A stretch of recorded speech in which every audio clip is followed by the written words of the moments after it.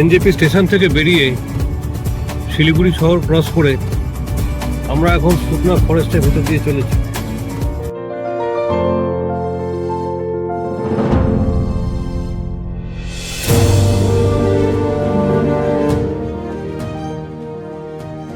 পেশকের লামেন্ডো homestay থেকে বেরিয়ে জোর বাংলো ঘুম হয়ে আমরা এখন যাচ্ছি বিজনবাড়ির দিকে।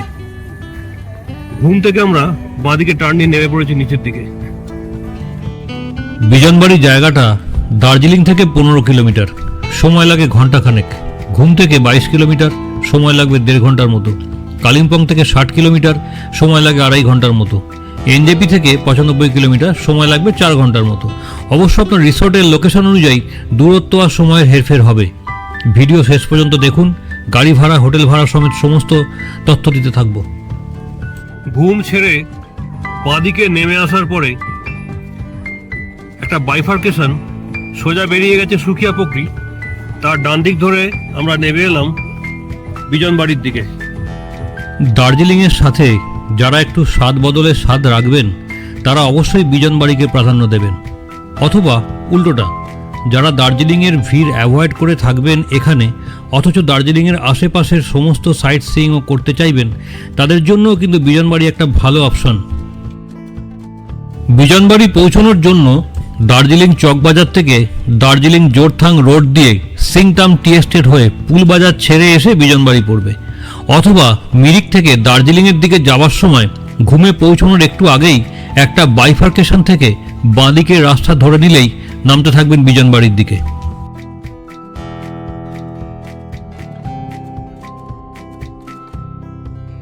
রাস্তায় পড়ল পুলবাজার, তারপর সেখান থেকে একটা লোহার ব্রিজ ক্রস করে আমরা এগোতে থাকলাম।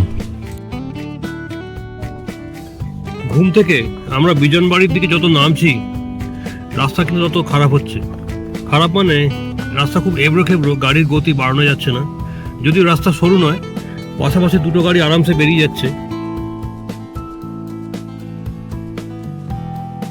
ড্রাইভার ভাইয়ের কাছে জানতে পারলাম যারা দার্জিলিংয়ের দিক দিয়ে আসবেন তারা টুকভার ও জামুনির দিক দিয়ে ঘুরে এলে হয়তো কিছুটা ভালো রাস্তা পেতেও পারেন। সেক্ষেত্রে কিলোমিটার আর সময় দুই বেশি লাগবে।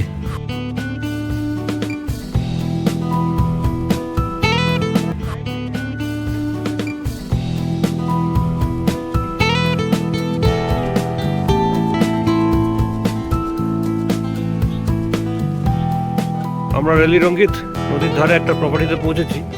আমরা ভুল করে এইখানে চলে এসেছি, কিন্তু অত্যন্ত সুন্দর একটা জায়গা।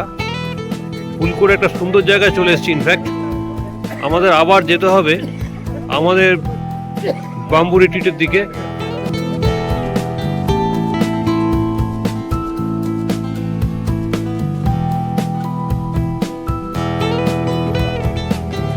প্রথমে রাস্তা ভুল করার পরে আমরা আলটিমেটলি পৌঁছে গেছি বিজনবাড়ি ব্যাম্বু রিট্রিটের সামনে।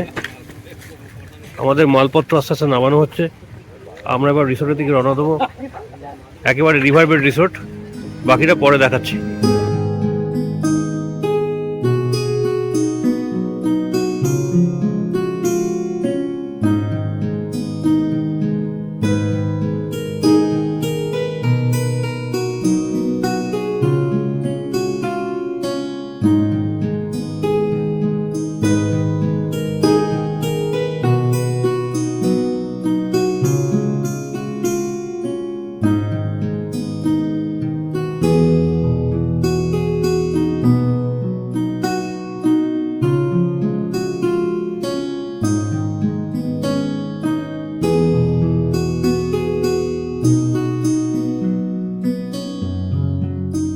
ফাইনালি এসে পৌঁছেছি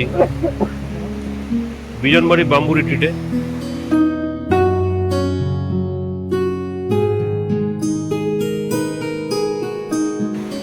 লোকেশন কিরকম, কতটা ভালো কতটা খারাপ সেটা পেছন দিকে আমার লোকেশন দেখতে পাচ্ছেন।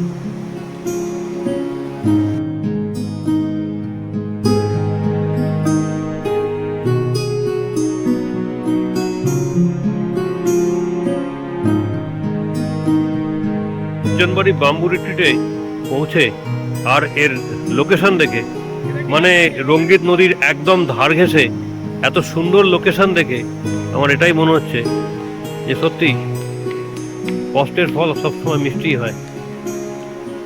এখানে আসতে যেরকম অনেকক্ষণ সময় ধরে গাড়িতে আসতে হলো এবড়ো খেবড়ো রাস্তা দিয়ে, ঠিক ততখানি সুন্দর একটা রিসোর্ট পেলাম আমরা আমাদের থাকার জন্যে।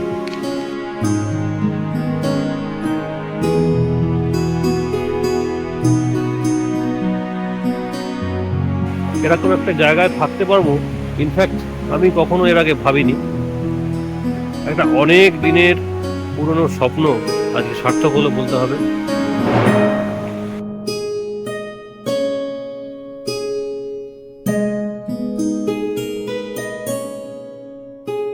এই হচ্ছে আজকে আমাদের কটেজ থাকার জায়গা, একেবারে নদীর ধারে। আমরা সবাই এই দুটো ঘরে রয়েছি, রিসোর্ট নাম্বার 5 আর 6।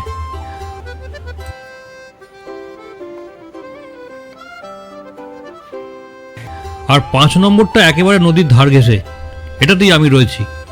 চারদিকের গাছপালা আর সবুজের কোনো অভাব নেই, মনটা এমনিই যেন কেমন ভালো হয়ে যায়।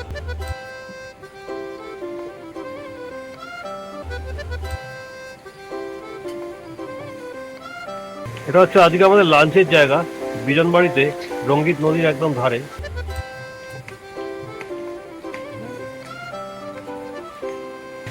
এরকম একটা জায়গায় কখনো যে খেতে বলবো বন্ধুদের সঙ্গে, সেটা আমার কাছে অভাবনীয় ছিল। এটাকে মোটামুটি বাস্তব করার জন্যে আমার সমস্ত থ্যাঙ্কস সোমনাথদাকে, Shri Somnath Mitra from Travel Dreams. Dining প্লেসটা কিন্তু ভীষণ রোমান্টিক। যিনি এটা প্ল্যানিং করেছিলেন তার পছন্দের তারিফ করতেই হয়। কাঠের ডেকোরেশনের ওপর খড়ের ছাউনি, একেবারে সামনে দিয়ে অবিরত বয়ে চলেছে রঙ্গিত নদী, আর তার মন ভোলানো কলকল শব্দ। চোখের সামনে কোনো বাধা নেই যেন, নদী বরাবর চোখ চলে যায় দিগন্তের দিকে। দুটো পাহাড় এসে মিশেছে নদীতে, তার সাথে ঘরগুলোর ডেকোরেশনও বেশ মানানসই। ঘুরে ফিরে চলে আসছি রঙ্গিতের কাছে, ঘুরিয়ে ফিরিয়ে দেখছি আর ভাবছি কিভাবে দেখলে আর দেখালে আরও ভালো লাগবে। এনজেপি থেকে বিজনবাড়ি ছোট গাড়ি রিজার্ভ করলে সিজনে 3,500 থেকে 4,000 টাকা, আর বড় গাড়ি মানে সুমো বোলেরো টাইপের হলে সেটা 6 থেকে 6,500 টাকা পর্যন্ত ভাড়া হতে পারে। শেয়ার গাড়িতে এনজেপি থেকে এলে ভাড়া পড়বে 400 টাকা পার হেড। শিলিগুড়ির মহানন্দা ব্রিজের পাশ থেকে গাড়ি ছাড়ে দুপুর 1টা থেকে বিকেল 4টে পর্যন্ত। নামতে হবে বিজনবাড়ি স্টপে। সেখান থেকে এই রিসোর্ট মোটামুটি 15 থেকে 20 মিনিটের একটা এবড়ো খেবড়ো রাস্তা। লোকাল গাড়ি পাওয়া যায়, মাথাপিছু 150 থেকে 200 টাকা করে দিলে রিসোর্টে পৌঁছে দেবে। গাড়ি ফুল রিজার্ভ করলে খরচ পড়বে 400 টাকার মতো। তবে গাড়ি খুব একটা পাওয়া যায় না, আর সময়েরও কোনো ঠিক ঠিকানা নেই। তাই সবচেয়ে ভালো হলো বিজনবাড়ি নিজেরা পৌঁছে রিসোর্টে ফোন করে গাড়ির ব্যবস্থা করুন বা আগাম ফোন করুন, অথবা শেয়ারে দার্জিলিং চলে আসুন, তারপর রিসোর্টে বলে দার্জিলিং থেকে পিক আপ করান। দার্জিলিংয়ের চকবাজার থেকে গাড়ি রিজার্ভ করে বিজনবাড়ি এলে ভাড়া নেবে 2,500 টাকার আশেপাশে। রিসোর্টের লোকেশন অনুযায়ী ভাড়া হয়তো বাড়বে কমবে। আর চকবাজার থেকে যদি শেয়ার গাড়িতে বিজনবাড়ি আসেন তবে ভাড়া নেবে 150 থেকে 200 টাকা, সময় লাগবে 1.5 ঘন্টার মতো। এখন বিকেল 4টে বাজে। জায়গাটা যতটা ঠান্ডা হবে বলে ভেবেছিলাম তার চেয়েও অনেক বেশি ঠান্ডা লাগছে, যদিও সময়টা ডিসেম্বর মাস। আলোটাও যেন খুব তাড়াতাড়ি কমে যাচ্ছে।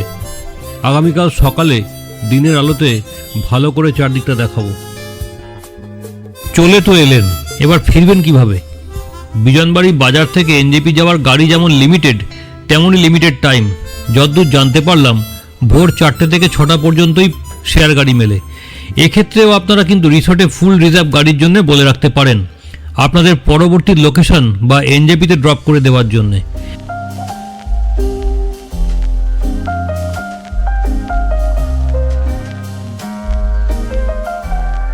সন্ধেবেলা চায়ের সাথে চিকেন পকোড়া, আর সেই সাথে আমাদের সান্ধ্য আড্ডা।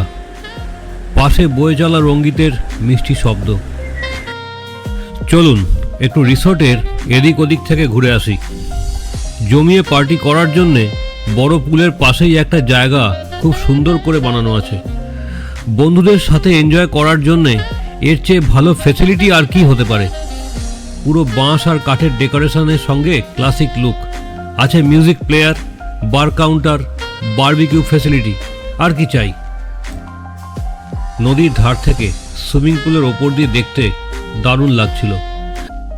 বিজনবাড়ি ব্যাম্বু রিসোর্ট সম্পর্কে কয়েকটা দরকারি তথ্য।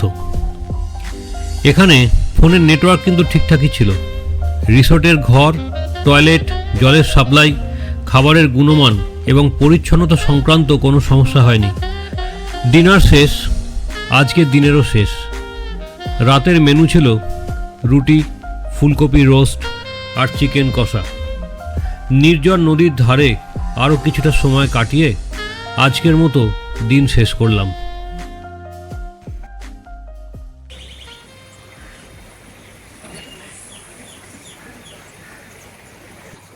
পাখির কিচিরমিচির, নদীর শব্দ, নীল আকাশ, নিঃশব্দ চারদিক। পাহাড়ি নদীর ধারে কাঁপানো ঠান্ডা, আর একলা আমি। শুনেছি ভোরবেলা নাকি নদী পাখিদের সাথে কথা কয়, ওদের ভাবের আদান প্রদান হয়।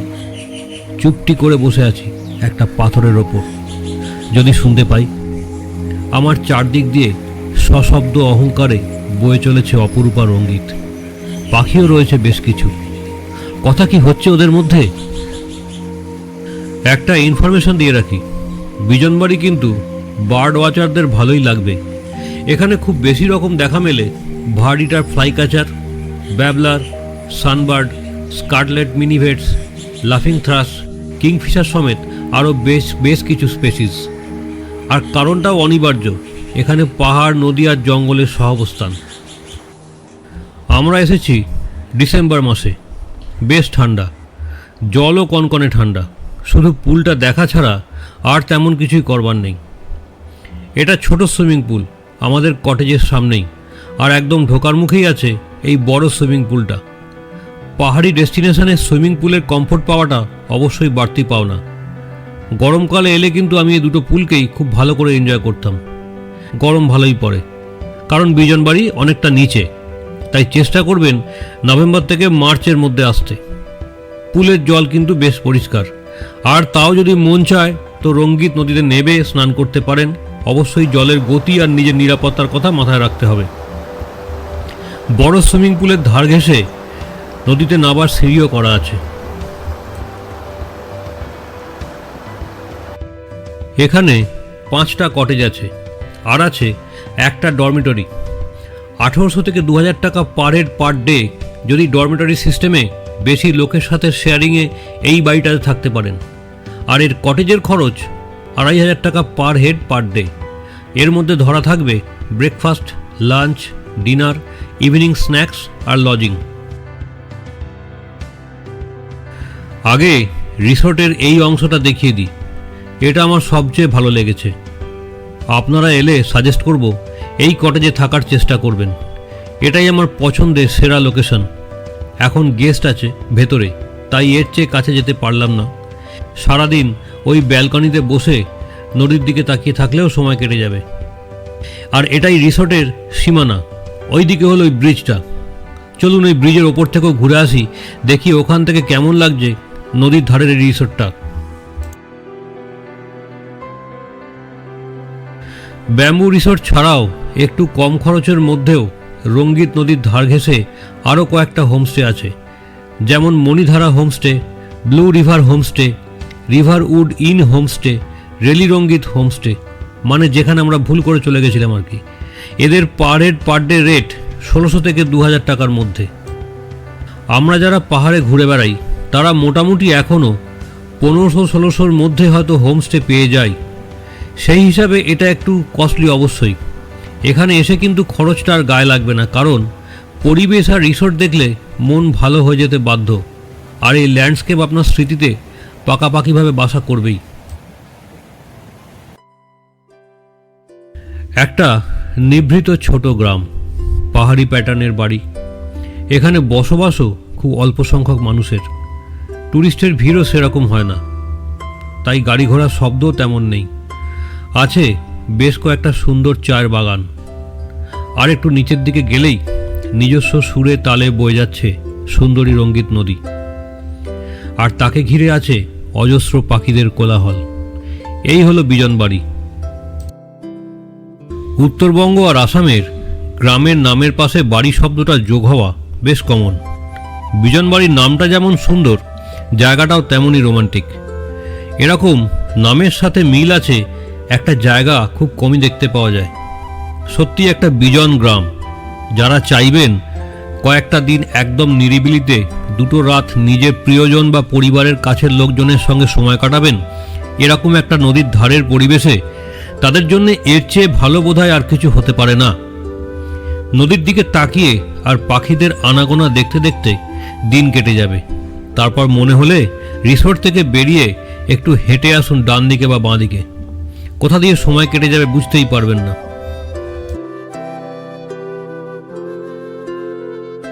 আজকের মতো আমার গল্প বলার সময়ও শেষ হলো। আবার দেখা হবে এমনই কোনো বিজন পাহাড়ি পথে। নমস্কার, ভালো থাকবেন।